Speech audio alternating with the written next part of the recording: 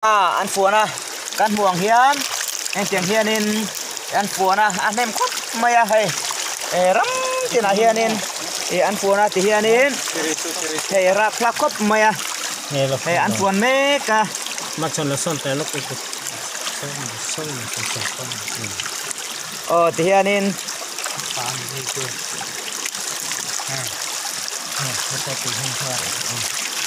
hay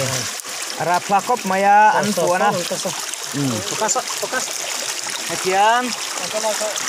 Kian sang hapuan chi ni a hey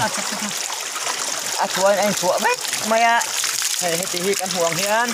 sang ha hi an phua na hey an chen chu lian khop maya hey phai chu lian tak ani hey an tui mel khop maya amai ro chu kan hum mala in thla pung ro se kan tia wangin eman kan lem telova chu wangin zang tin nin kan duty a sen a hianin a fuan ta anh mosat mai thlang lama an fuan boka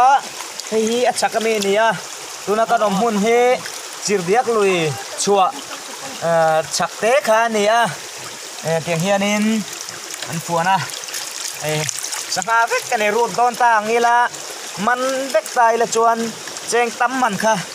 a ting thei do na ni amaro chu hei kan hum hala wangin pakat ma man kan rem tilova ti hi kan din hun ania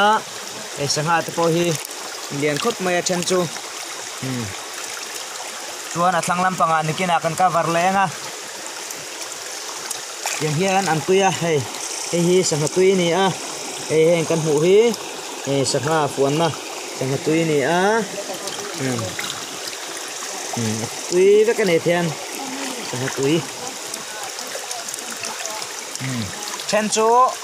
an fuan zo to a amaro chu chen khat an fuan me ka sangha fuan a mulo te ko kanom mai the a tiang hian sangha fuan chu anom china tiang hian ain thua